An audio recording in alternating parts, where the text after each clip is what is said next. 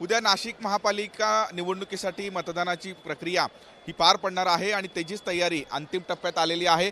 उद्या मतदानासाठी लागणारे जे साहित्य आहे ते साहित्य वाटपाचं काम आज प्रशासनाकडून केलं जात आहे। हे ईव्हीएम मशीन्स आहेत आणि याच ईव्हीएम मशीन्स वर उद्या हे मतदार आपलं मतदानाचा हक्क बजावणार आहेत। सगळे ईव्हीएम मशीन जे आहेत ते चेक करून घेतले जात आहेत, कारण उद्या कुठलेही अडचणी निर्माण होऊ नये त्यासाठी हे प्रिकॉशन घेतलं जाते। जवळपास नाशिकमध्ये 1500हून अधिक हे मतदान केंद्र आहेत। त्या मतदान केंद्रावरती हे ईव्हीएम मशीन्स असतील किंवा अन्य मतदानासाठी लागणारं जे साहित्य आहे त्या सगळ्या गोष्टींचं वाटप आज एकूणच केलं जातोय आणि या 1500 मतदान केंद्रापैकी 200 ते 250 मतदान केंद्र हे संवेदनशील आहेत आणि इथे जास्त प्रिकॉशन घेतला जातोय।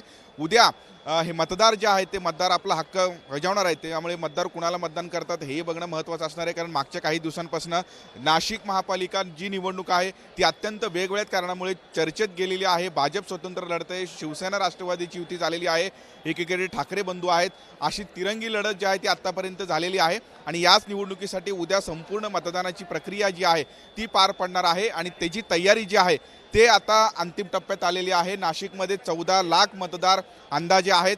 हे सगळे मतदार उद्या आपलं मतदानाचं कौल देणार आहेत आणि जास्तीत जास्त मतदारांनी घराबाहेर येऊन मतदान करावं अशा पद्धतीचं आव्हान सुद्धा प्रशासनाच्या वतीने करण्यात आलेलं आहे। संपूर्ण ईव्हीएम मशीन्स जे आहेत हे चेक करून कर्मचारी घेत आहेत, कारण उद्या मतदान केंद्रावरती ईव्हीएम मशीनमध्ये कुठल्याही जे टेक्निकल अडचण आहे ते निर्माण जे होऊ नये, खरं तर या गोष्टींचा प्रिकॉशन जो आहे तो घेतला जातोय आणि जास्तीत जास्त मतदारांनी उद्या हे मतदान करावं अशा पद्धतीचं आव्हान जो आहे तो प्रशासनाच्या वतीने करण्यात आलेला आहे।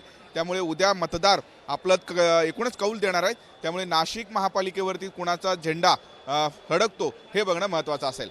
किरण गोटूर, जय महाराष्ट्र न्यूज, नाशिक।